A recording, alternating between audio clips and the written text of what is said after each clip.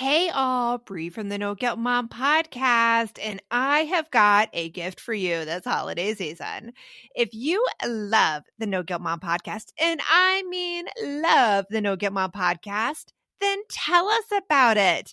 Leave us a review, and you can be entered to win a No Guilt Mom gift card.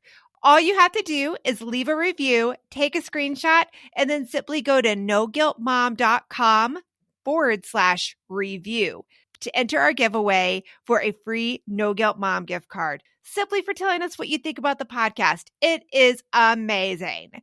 But don't delay. Get right on this, as we're going to be giving away that No Guilt Mom gift card on December 21st.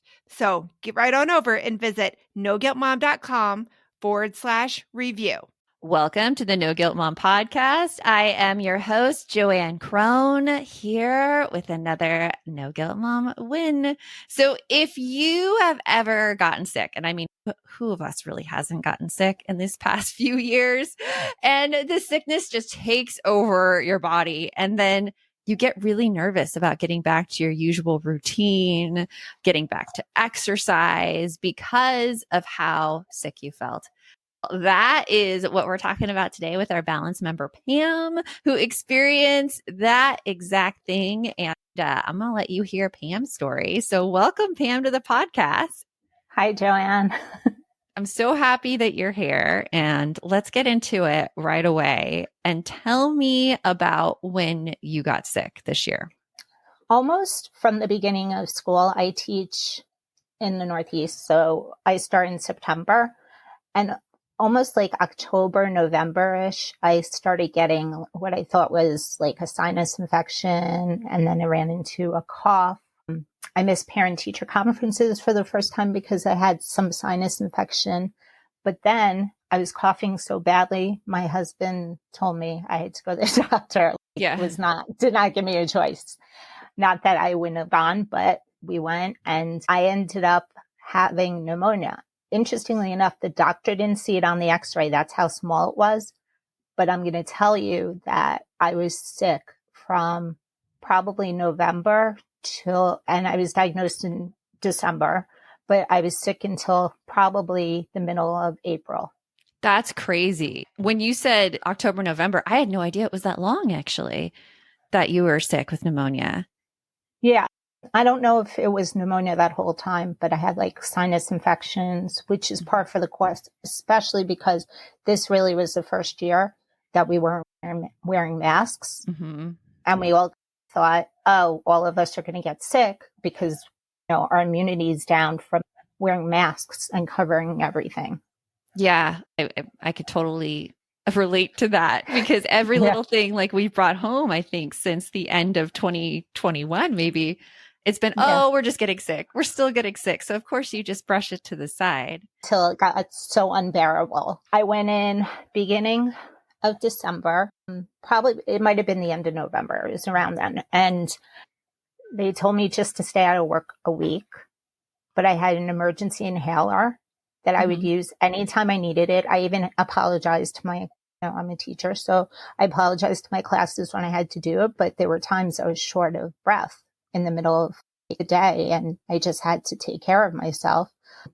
If it wasn't for my husband, who did everything else, I would have cried. And I'm still like sleeping a lot because I'm still so tired. And it's still like one of those things that I think it just takes longer. And the interesting part, it's still considered a mild case. No, pneumonia is crazy. Like it takes so long to recover from it. And you said something really interesting about how long you've been sick and how your husband has been taking over. Because I know that it's a theme that comes up a lot, I know, with women and women in our balance group too, how we feel this guilt for being sick for so long. Did you feel that way these past few months in the past year that you've been sick? My husband does a lot in general, but my husband cooks most of the time. I only cook once, maybe twice a week. Mm-hmm. You guys have an equal partnership in the home, because I know that some people, maybe when you were listening to Pam's story and you're like, my husband cooks most of the week, you might have said in your head, oh, that's nice. No, that's not nice. That is how it is supposed to be. That is exactly an equal partnership in the home and is what we should expect from And our it's partners. not, and like when people say they're babysitting, the husbands are babysitting their kids. No. Nope.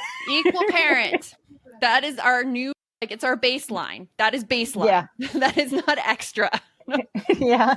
I know through working with you in Balance that you were really intent on getting an exercise routine in because you had your Pilates that you were doing. I was working out at home because the place that I normally work out at Douai, they were doing a lot of renovations. And with my breathing issues, probably wasn't a good idea to go back there at that time. But additionally, I was afraid to do cardio. And walking was the struggle. Not the active walking, but like the breathing walking. And there were times that we had to stop when we go places, even when I was cleared for work, that I just had to stop and take a breath. But yeah, that was my anxiety. I was very anxiety ridden to get back on that.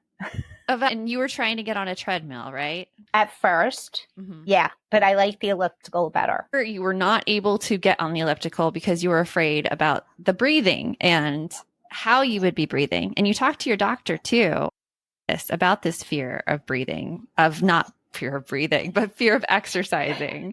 And what did your doctor say about it? He said it's very common after that, but I'm trying to take care of it. I'm trying to lose the weight that I gained while I had it, all the stuff that goes around along with it.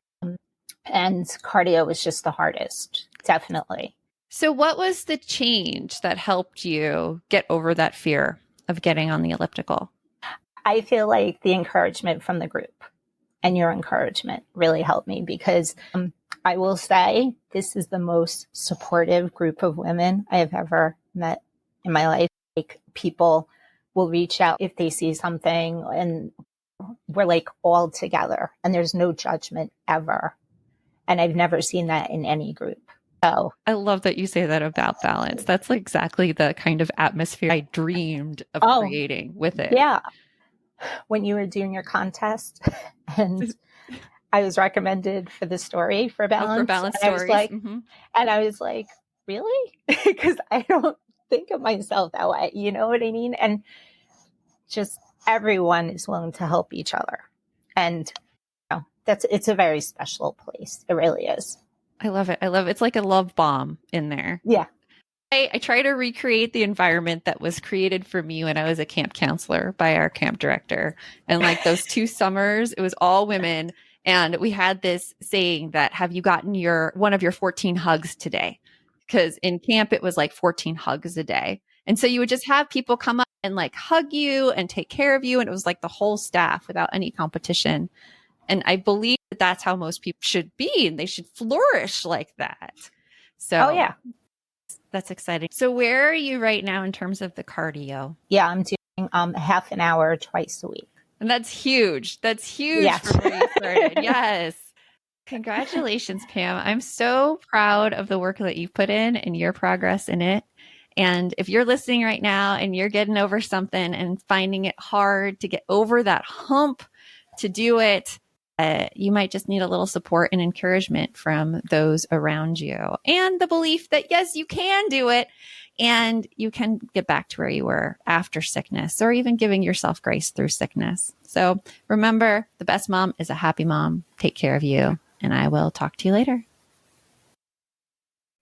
Are you looking for something to listen to with your whole family? Then check out 6 Minutes, produced and created by Gen Z Media. With over 200 twisty, cliffhanger-filled episodes, 6 Minutes tells the story of 11-year-old Holiday, who is pulled from the icy waters with no memory of who she is or where she came from. 3 years ago, Brinley Pasternak helped the Anders family uncover the truth about Holiday's past. Now she'll need them to help her find the truth about hers. In 6 Minutes Out of Time, the long-awaited sequel, Cyrus Anders is found unconscious near the mysterious Elixir Academy in Florida, and Brinley learns the school may have a shocking connection to her missing mother. Dive in now and get the most downloaded family audio adventure in history. Follow 6 Minutes wherever you get your podcasts. You can listen early and ad-free with the GZM family subscription.